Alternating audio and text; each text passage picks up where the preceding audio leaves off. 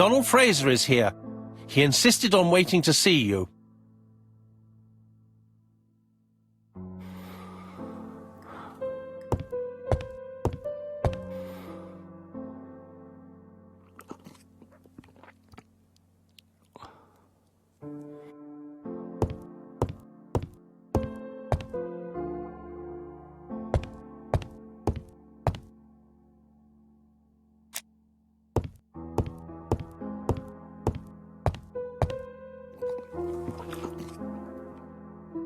This man is tired.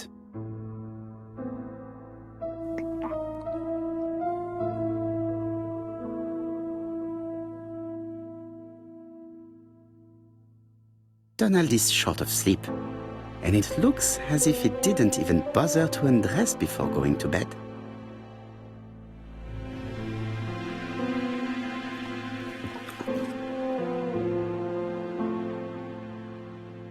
Mr. Poirot, I don't know why I'm here.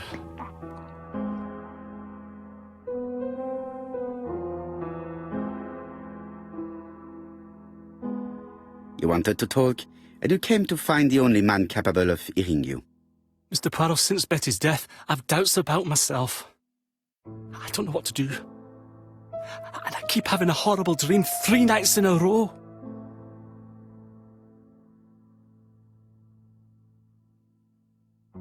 Have a drink, and tell me about this dream.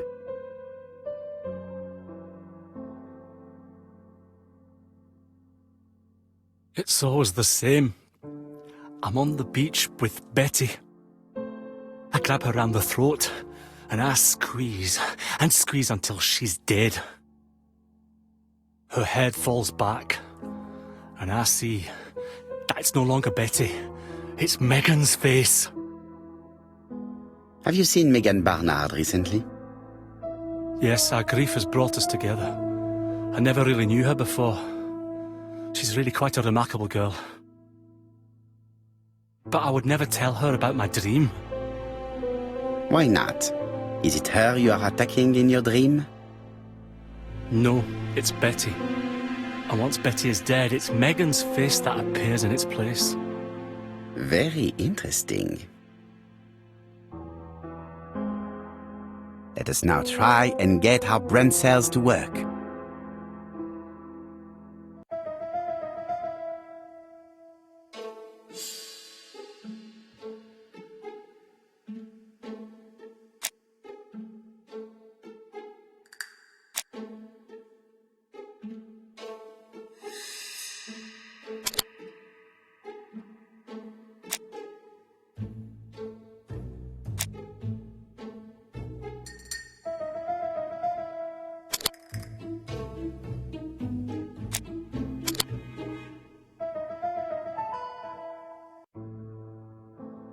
Mr. Fraser, I think that the real meaning of this dream is that you are in love with Megan Barnard.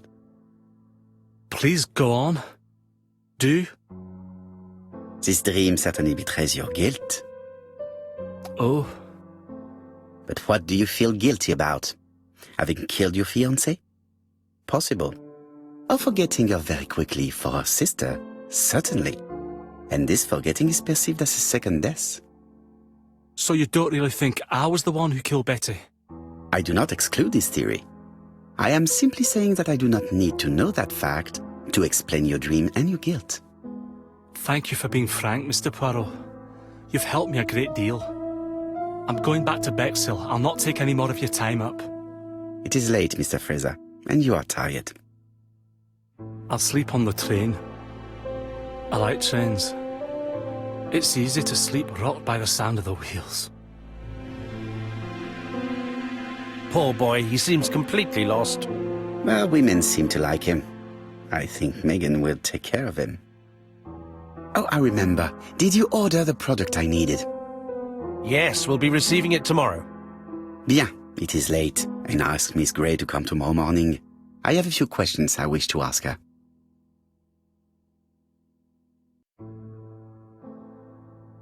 Mademoiselle, I asked you here in order to answer a very important question.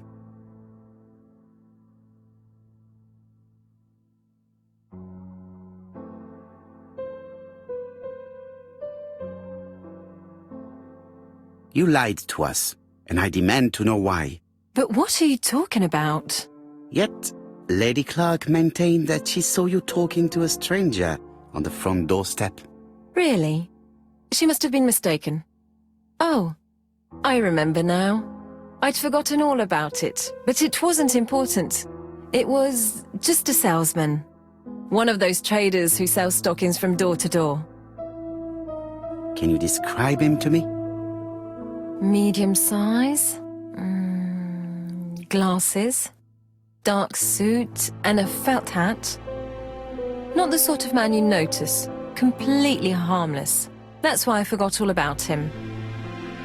Nothing else? He was very hesitant and shy. Usually door-to-door salesmen are very confident, but he wasn't.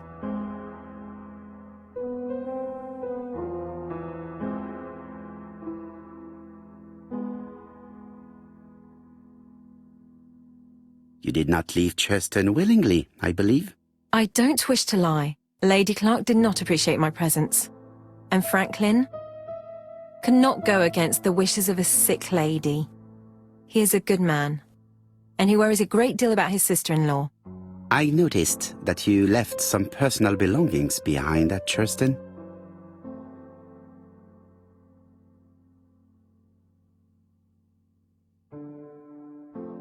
Are you planning on returning to Churston? Who knows what the future holds? Bien. I must ask you one last question. Please reply frankly with either yes or no. If Lady Clark had died, would you have agreed to marry Sir Carmichael if he'd asked you? How dare you ask such a question? Sir Carmichael treated me just like his daughter. And all that I ever felt him was affection and gratitude, nothing else. Thank you, mademoiselle. I will not keep you any longer.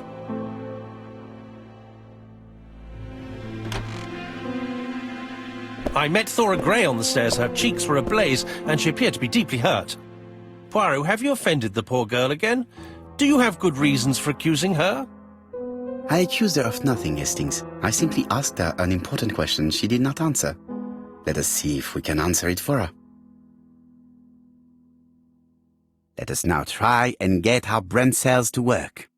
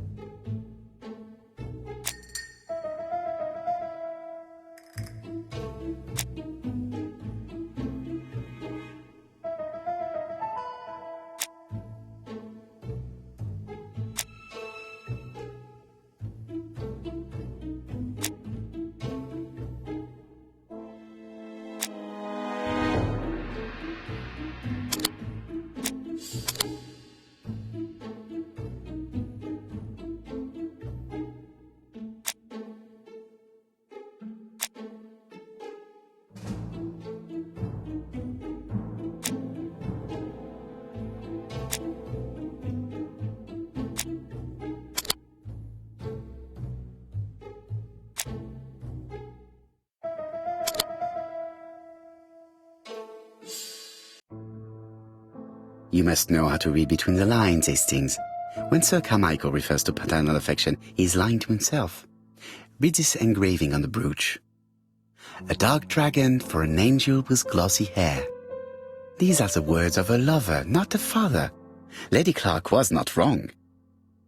What if Sir Carmichael had fallen in love with his secretary? That doesn't mean that she forced him to do so.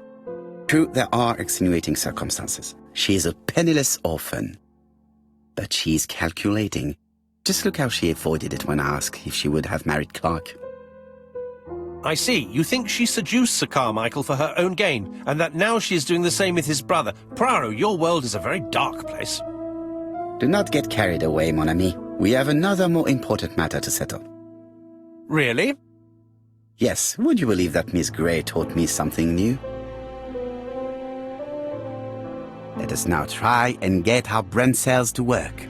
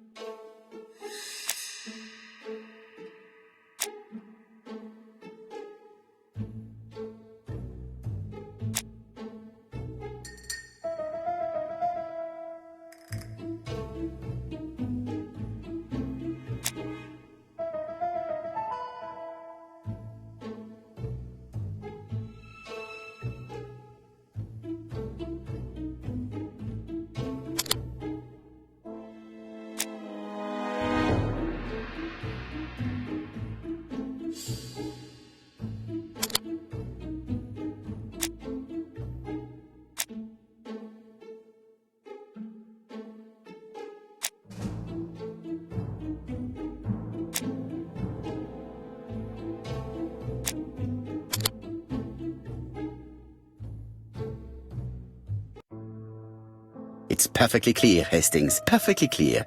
Indeed, a stalking seller visited Andover, Bexhill and Churston on the day of each murder. We have our suspect. This should be of interest, Job.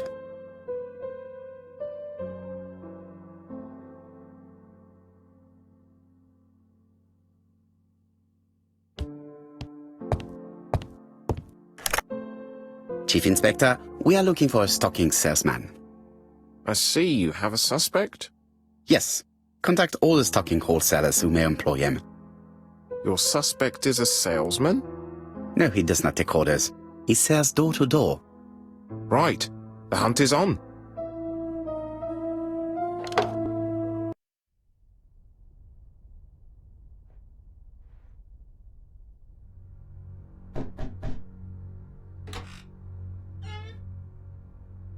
Are you leaving, Mr. Cust? Yes, I'm going to Cheltenham. You shouldn't travel today. You don't look very well.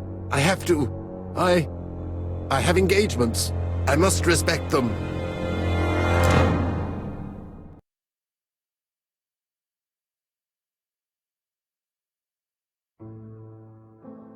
Can you get the post, Hastings? And why don't you go and get it yourself? Très bien. What's going on? I've never known Hastings to be so disagreeable.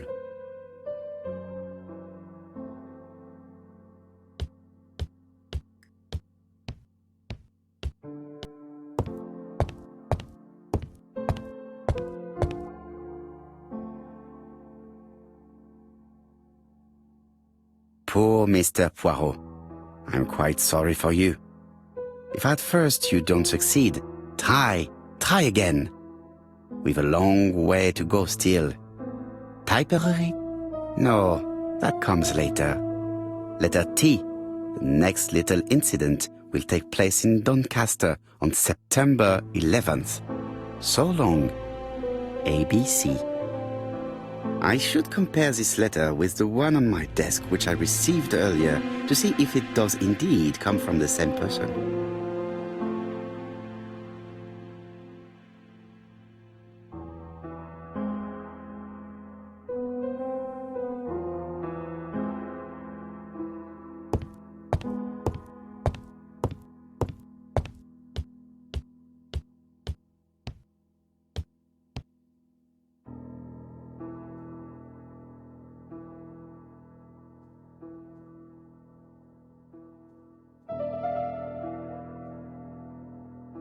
Let us examine this more closely.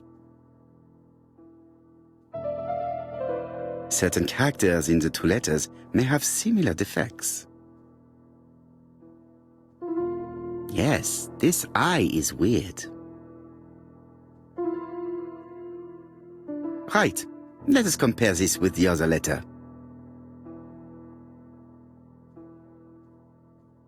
Yes.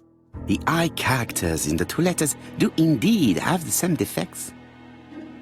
I have to find some other similar defects to confirm my theory.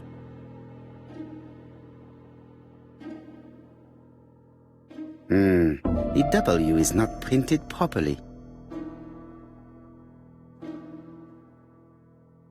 Right, let us compare this with the other letter.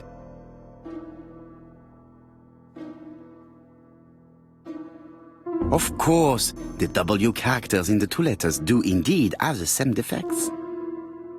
I have to find some other similar defects to confirm my theory.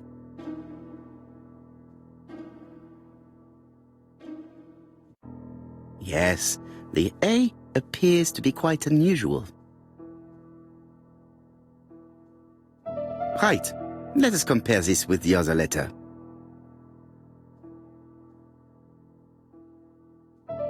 That's right. The A characters in the two letters do indeed have the same defects. My theory was right. These two letters were written with the same typewriter. Hastings, he strikes tomorrow. Chief Inspector Japp? He's on another line. Can I take a message? Yes, please, mademoiselle. It is from Hercule Poirot. Tell him ABC strikes tomorrow in Doncaster. He must call me back. Very well, sir. Bien, now I'm going to see what I can find from these burnt documents. I've received the product I need.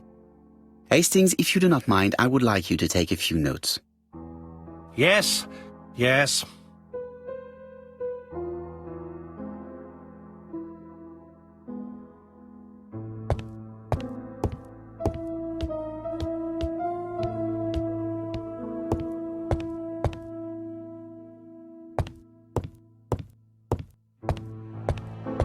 Now, down to work. All of this needs putting in order a little.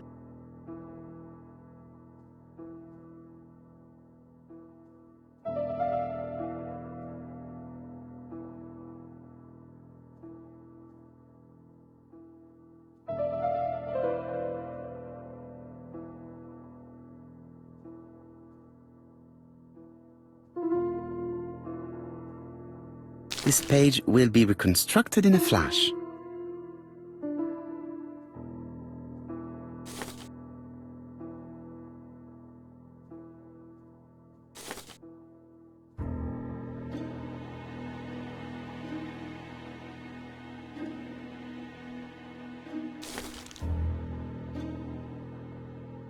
This page is finished. That's done. 3 more to go.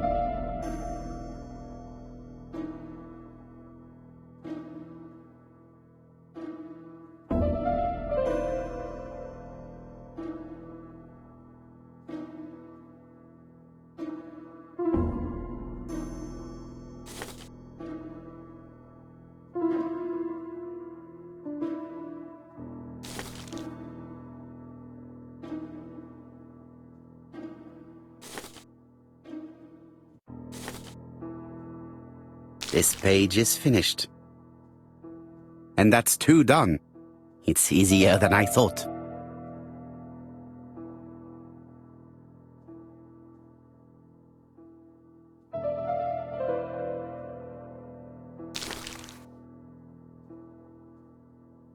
This page is child's play.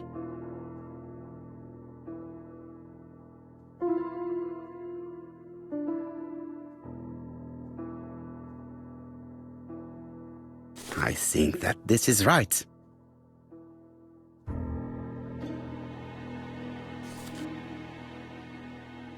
This page is finished.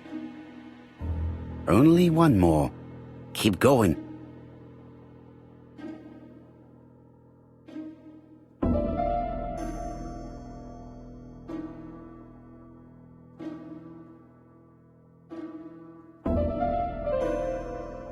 This piece should be placed here.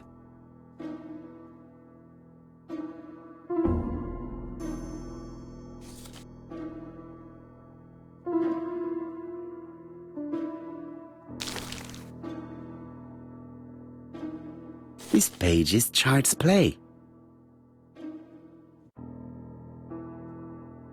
This page is finished. All the pages are reconstructed.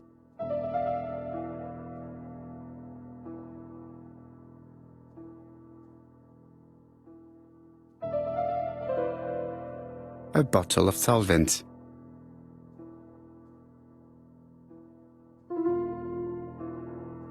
A bottle of solvent. A bottle of solvent.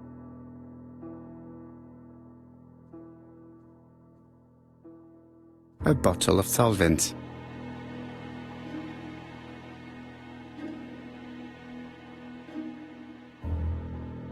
A bottle of solvent.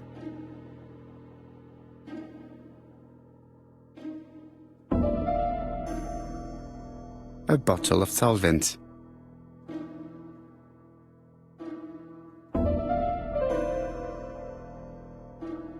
A bottle of solvent.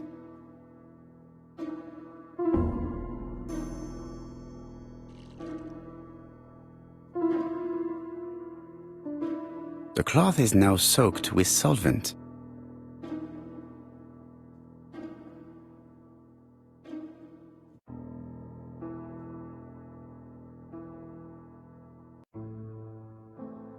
Got it! Make a note, Hastings, make a note. Mrs. Alice Asher, shop owner in Andover. Tracheitis, hemoptysis, prescribed laudanum. I got it. Look. Poirot, where on earth did you find these files? On a fire at the bottom of the garden at Campside. All right, but where did the person who burned them find them?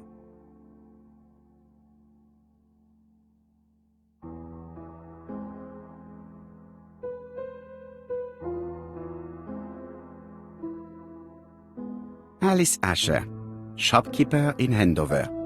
Tracheitis, hemoptysis, chronic cough with loss of blood. Prescribed laudanum-based cough medicine. Betty Barnard, waitress in Bexhill. Chronic bronchitis causing dysphonia. Advised to stop smoking. Alexander Bonaparte Cust. War wounded, mustard gas and head trauma. Pulmonary emphysema. Hemoptysis. Coughing fits with blood. Suffers from absences and amnesia. Dick Dudley Dunbar, owner of the Black Swan Hotel in Doncaster. Asthmatic, heart disease, heart condition. Let us now try and get our brain cells to work.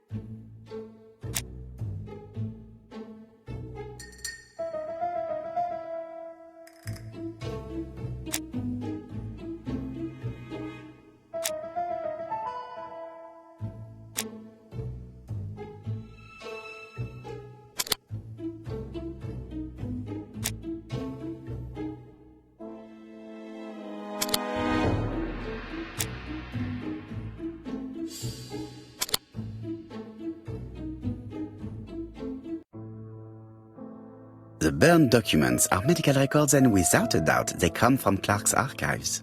First of all, because all the patients have throat conditions. And secondly, their name starts with either A, B, C or D, and it is precisely the files that match these letters that have been tampered with. But why burn these files? How come the names of the two victims appear on them? And who are the two other patients? These are very good questions.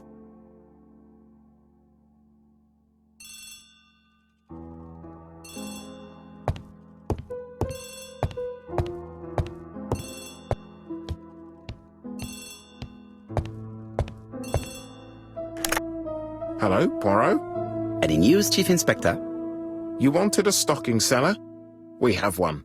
Reported by his landlady, who thought he was behaving suspiciously. He has the most unbelievable name.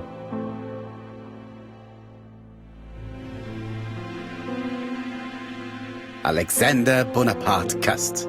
Yes, Alexander Bonaparte Cust? How did you guess?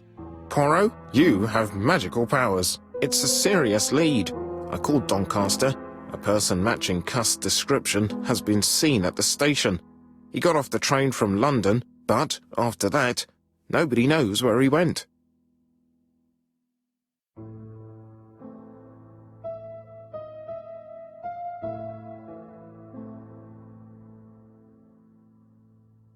Look for him at the Black Swan Hotel.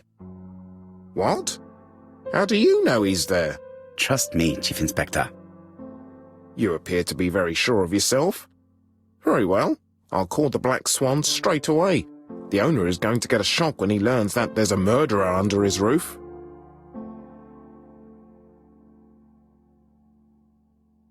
Do your best, Jap. You can count on me. Hastings, everything is at stake.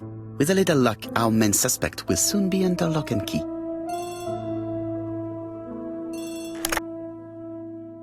So, has Cust been arrested? Yes, the Doncaster police are sending him by train. That is good news. But why so gloomy, Chief Inspector? Well, When I told the hotel owner that he was sheltering a murderer, he collapsed. He's dead? No, fortunately, but it has taken its toll on him. It has to be said that with his name starting with the letter D, he had every reason to fear Cust. I bet he was going to be the next victim.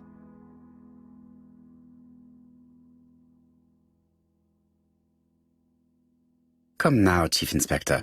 He's at the hospital and the doctors are taking good care of him. You think so? Of course. Do not feel down, Chief Inspector. Let us focus on our investigation. While we're waiting to question Cust, we could search his room in London. Where does he live? The Marbury Guest House? I'll see you there. Yes, but start without me. First of all, I have to sort out a few details for Cust's transfer. I understand. À bientôt. Hastings, we are making good progress. Please go and search the room of our number 1 suspect. With pleasure. I did have a dentist appointment, but I'll cancel. The dentist. So that is why you were so nervous and bad-tempered. A visit to the dentist is never an enjoyable prospect. But an unavoidable one. Go to your appointment, Hastings. I will manage on my own.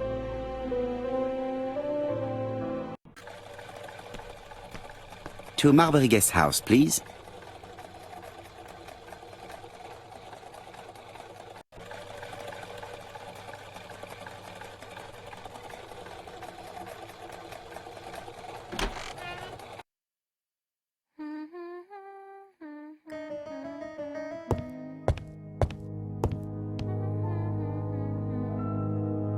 How do you do? You must be Mr. Hercule Poirot.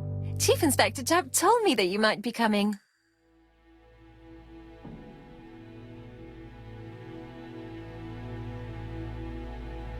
Madame, you may be of valuable help to me. It would be my pleasure to help you. Will there be some journalists there as well? I think you might even be interviewed. You are key witness.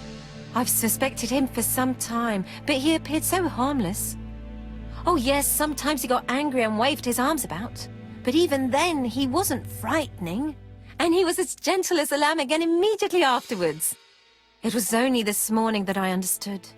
He told me he was going to Cheltenham, but my daughter saw him at Euston Station. It's not the right station. To get to Cheltenham, you have to take the train from Paddington. And what's more, Mr. Cust left behind an ABC with Doncaster underlined.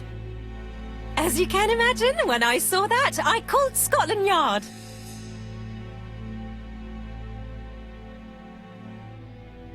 Well done. You were right. He did go to Doncaster. So I was right to warn the police. Tell me, did you have any other reason to suspect Mr. Cust?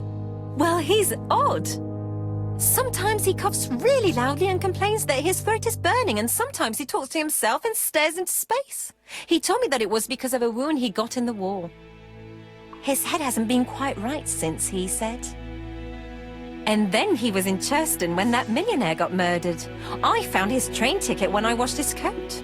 He didn't want me to wash his shirt. He washed it himself. But I did see big brown stains on it.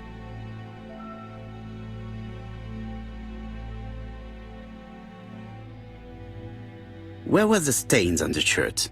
On the collar and on the buttonholes. Cut used to travel for his work. Is that correct? Oh, it wasn't for pleasure. He was always unwell on trains. But he had to sell his stockings around England. I have to respect my engagements, he used to say. Do you know where Cust was at the time of the murder in Andover and Bexhill? On June the 21st and July the 25th? No, I don't know. That was a while ago, you know. But surely you keep a register. It won't do you much good. Mr. Cust rents his room for the year. If he goes away for a few days, I have no reason to make a note of it. Ah! I remember one thing. Bexhill's by the sea, right? Indeed. It is a large seaside resort. Well, as it happens, at the start of July, Mr. Cust asked me to repair his bathing dress. Suspicious, huh?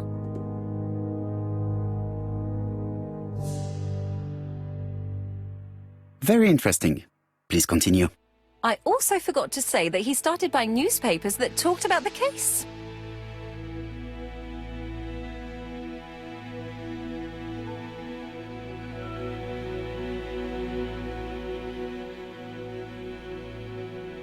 Which newspapers? The evening ones and the daily ones. That will be all for now. I'm going to take a look at his room. Take the key on the counter.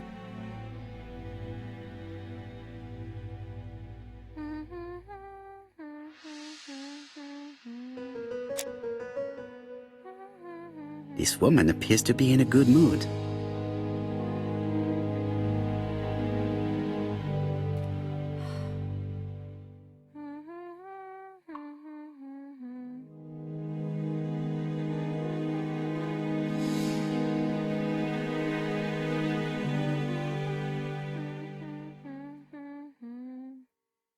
I really would like to help, but I think I've said all I have to say.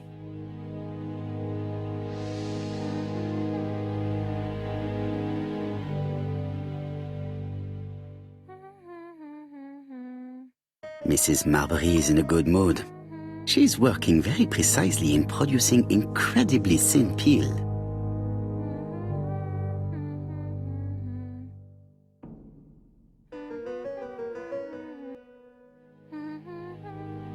I should check the register.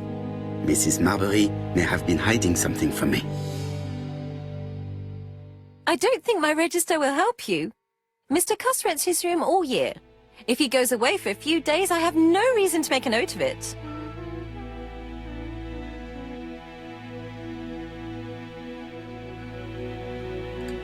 The truth is becoming apparent, and I have something to say to Mrs. Marbury.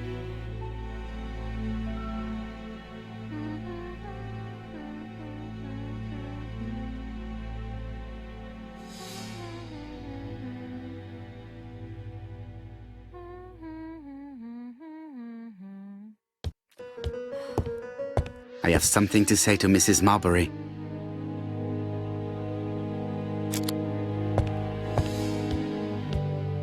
Mrs. Marbury, if I am to believe the register, you rented room 306 to a certain Mr. Fishman on the day of the Bexhill murder.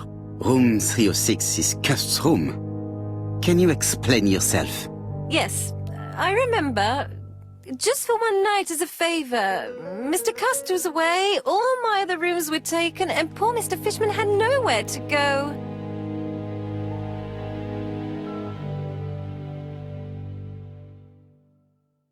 You rented the same room to two people. Very profitable, but quite illegal. But I didn't harm anyone, I was only helping everybody out.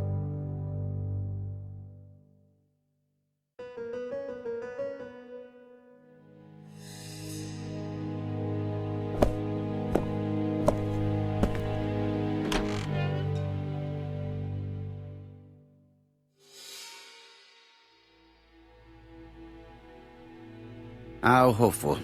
This place is a real mess.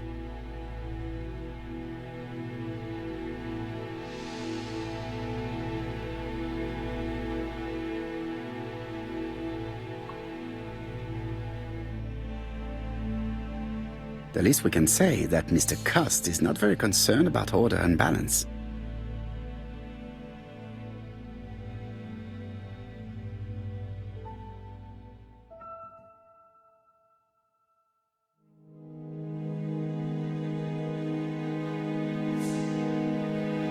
Laudanum Cameron's Chemists. Laudanum, a medicine for coughs. It is what Dr. Clark prescribed for Mrs. Asher. This subject would probably be useful to me.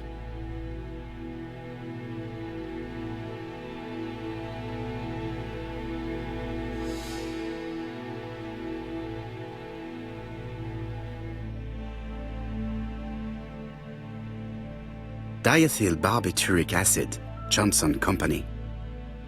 I know this medicine. It is a powerful sedative. This subject would probably be useful to me.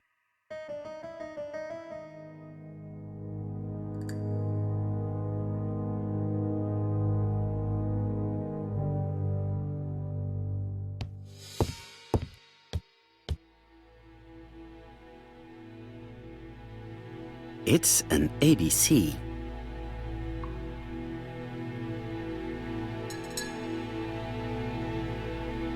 A long-bladed knife.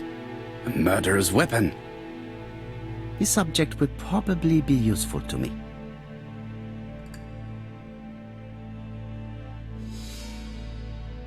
Did Cust drop it when he opened the window?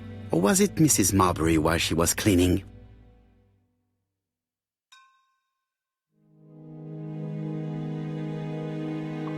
John Milligan, Managing Director, Silky Legs, Frederick Street, Leicester.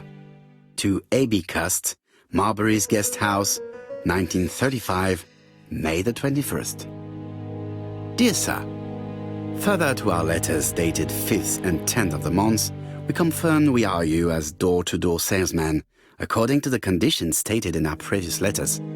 We will send you the articles by mail and also a Redfield typewriter you will be using for every business letter. Regarding the schedule of your rounds, please do as following. June 21, Andover.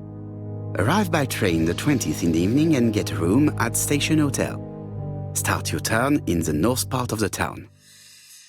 This letter establishes that Cust went to Andover, but the ink has hidden the destinations of his other trips. I know from Mrs. Marbury that he went to Churston.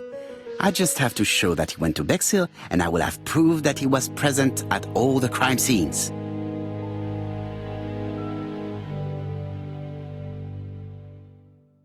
Cust is parsimonious. He keeps his pencils and sharpens them until there is nothing left. It is clear that he did not grow up in luxury.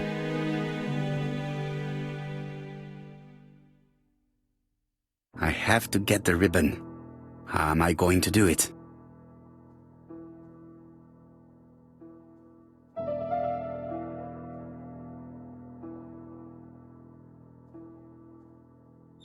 The right-hand heel has been removed.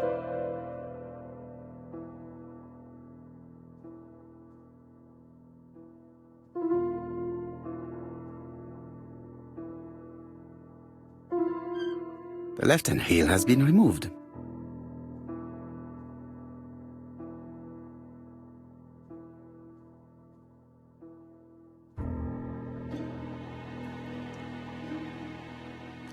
And here is the ribbon. Let us see if it was indeed used to write the letters sent by ABC. I only need the ink ribbon for my inquiry. I will let Jack clean the keyboard if he wishes.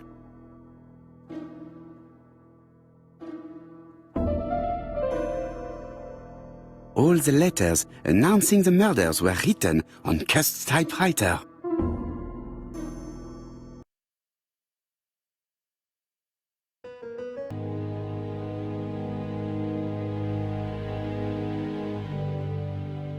It's closed.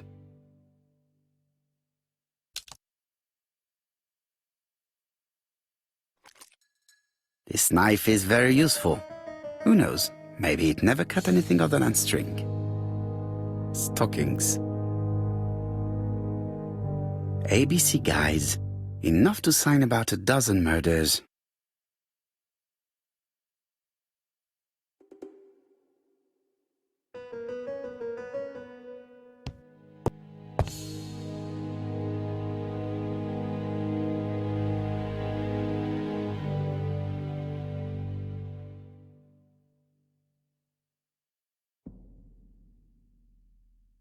This dark stain. It could be blood, but goodness knows how long it has been there.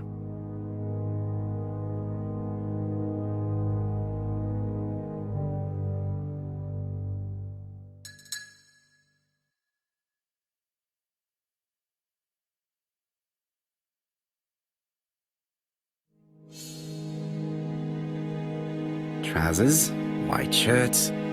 Everything has been washed very well. All the main articles referring to the ABC case are here, from the Churston murder onwards. Nothing before that date. Most probably the bathing dress repaired by Mrs. Marbury's expert hands. The Bexhill Daily paper, dated from the day of the Bexhill murder. Let us now try and get our brain cells to work.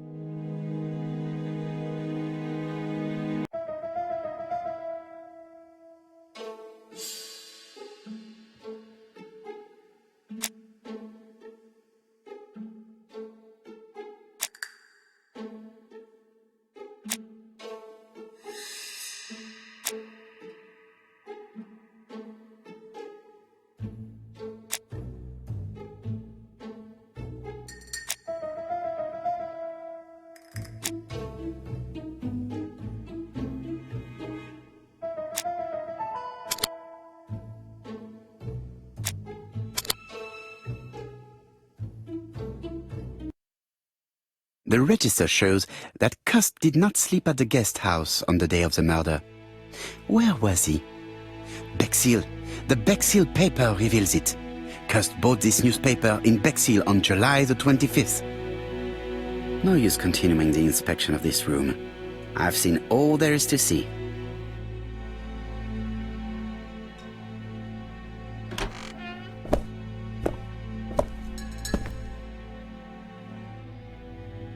Goodbye, Mrs. Marbury.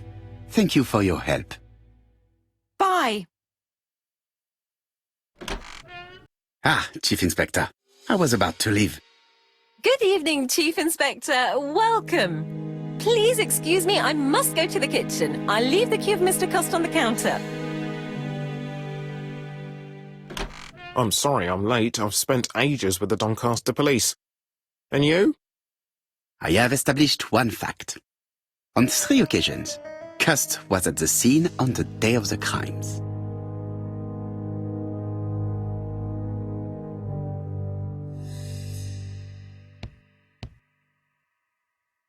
It looks like I've found the real master of this house.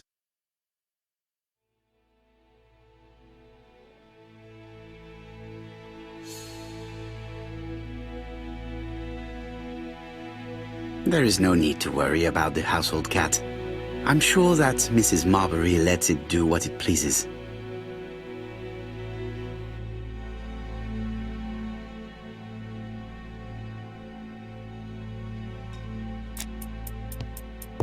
I had best talk to Chap. I've listened closely to what you have to say, Poirot. For me, there's no doubt Cust is guilty. Do you have any element that might prove the contrary? That is what we're going to look for. Let us now try and get our brain cells to work.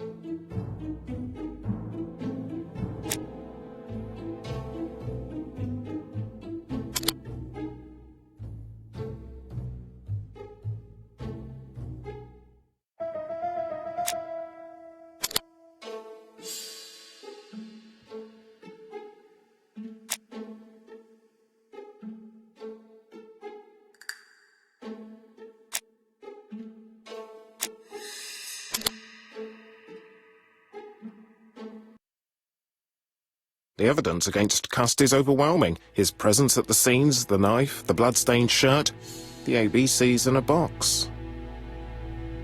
C'est vrai. However, the blood Mrs. Marbury's on Cust's shirt may have been his own. According to his medical records, he suffers from hemoptysis. The murderer cut Sir Carmichael's throat from behind, and the blood spurted outwards. You would expect the murderer's shirt to be stained on the sleeves, not on the buttonholes, yet we see quite the opposite. You would expect the murderer to keep the newspaper articles about his crimes. But Cust's collection starts in Cheston, as if it discovered the case rather late. I agree it's troubling, but it doesn't change my mind. There's small details that we should be able to clear up by questioning Cust. When can we talk to him? Doncaster is sending him to us on the first train. Are they questioning him already? He says he can't remember a thing. It's plausible. Doctors say he suffers from absences and amnesia. Mrs. Marbury has confirmed this. He may have done the murders in an altered state. A familiar situation. It's not enough to clear his name. Dr. Thompson insisted that even if you don't know what you're doing, you never commit a murder without wanting to. Très intéressant. I shall remember that. Right. I'll go and examine the suspect's room. Chief Inspector, I took the liberty of removing a few clues to examinatum. All right, we'll discuss them tomorrow. In the meantime, I'm going to see if you've missed something.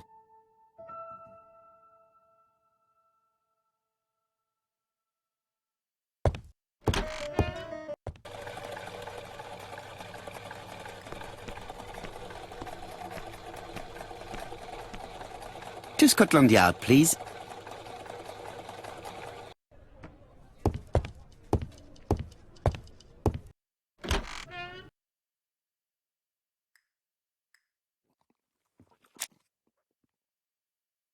This man is not in good shape.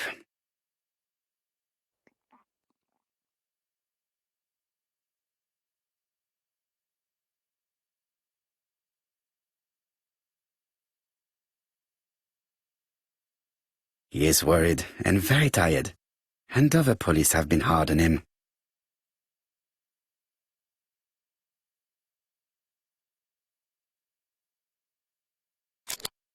What do you want from me?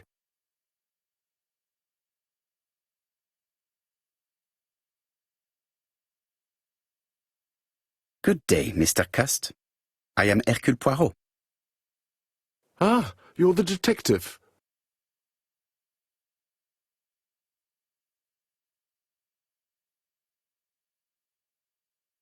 Why did you send me a letter before each crime?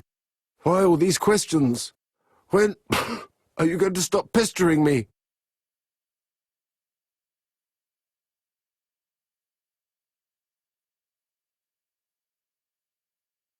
Maybe you forgot that you wrote these letters.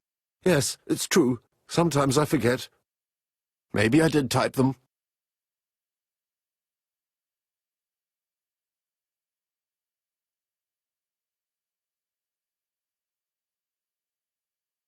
Are you capable of murder, Mr. Cust? All these questions are giving me a headache.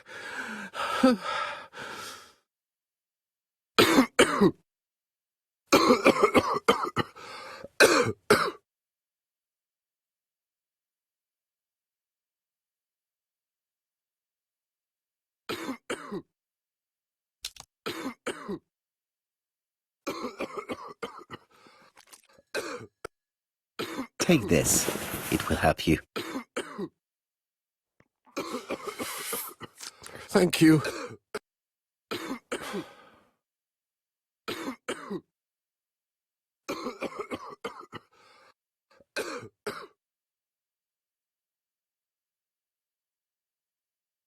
Oh, good God, my shirt is covered in blood again. Bon.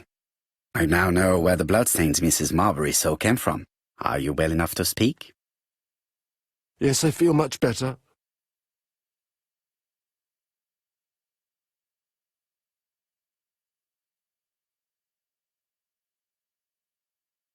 Are you capable of murder, Mr. Cust?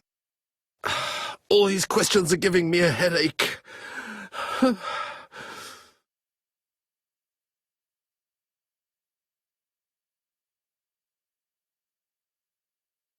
You suffered during the war. It's true. I was wounded. I suffered. But the army was the only place I didn't feel inferior. No questions. Just orders to follow. But ever since you were wounded, you have absences, bouts of amnesia.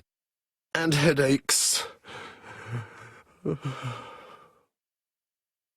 Professor Clark treated you. Yes, a few years ago he really helped me with my burned throat.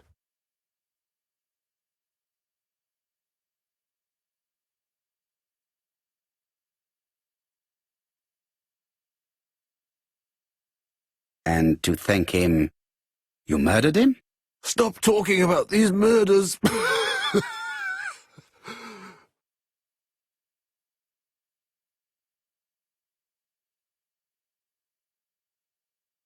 Do you deny being at the scene of the crimes? So? There was no harm in being there. It was only for my work. You were seen at all the crime scenes. Yes, I was. I travel a lot. But not for pleasure. I am terribly unwell in trains. But I had to respect my engagements. My employer gave me very precise written instructions about the towns I had to visit. Let's see. The company you claim to work for, Silky Legs, has never heard of you. And as for these letters they sent you, they were written on your own typewriter. The company sent me the typewriter when I started working for them. Yes, but the letters were received afterwards.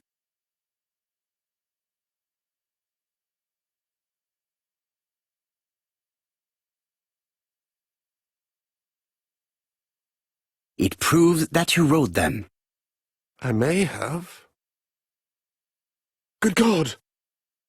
I don't know what's happening to me. My head hurts terribly.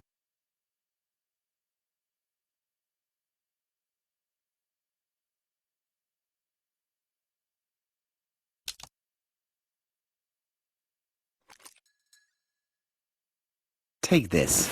It will help you.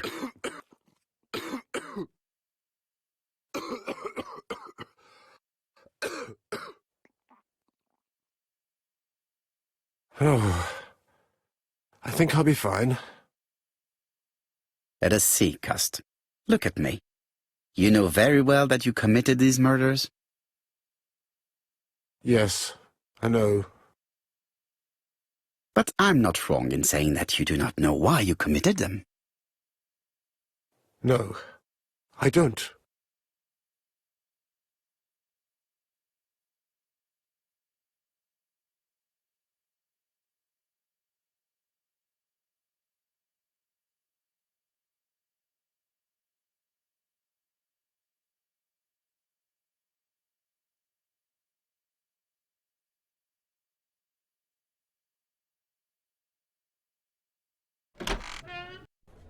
And?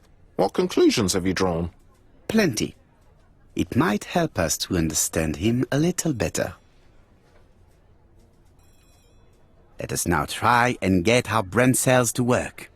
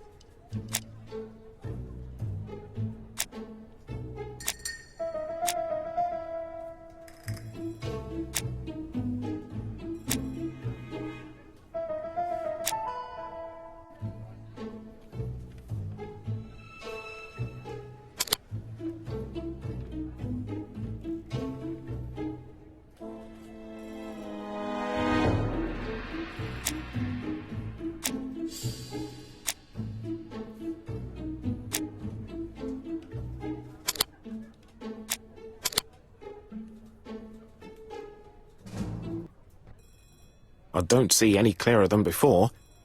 This is worse. There is one point to highlight. C'est curieux. Cust admits that he killed, but he does not know why.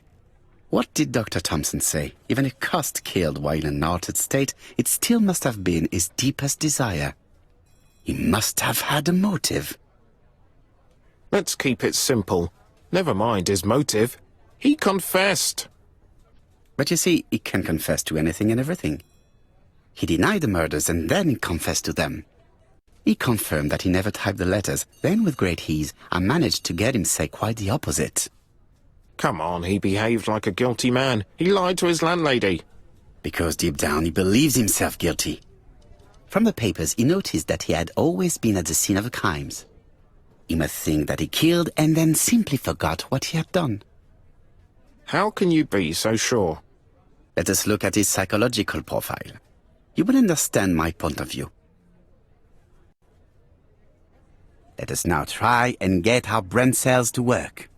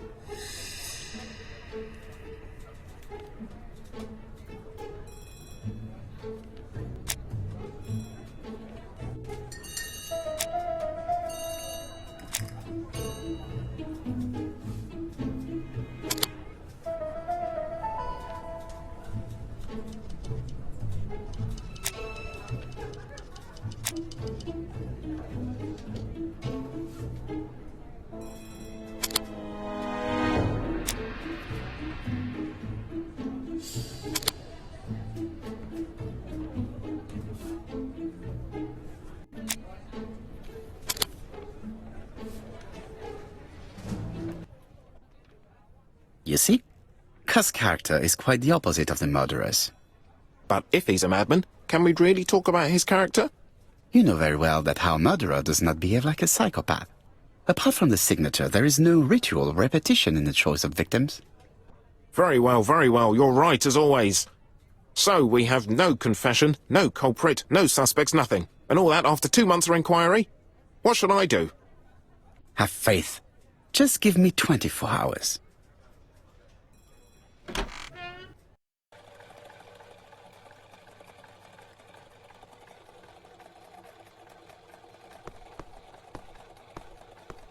To White Haven, please.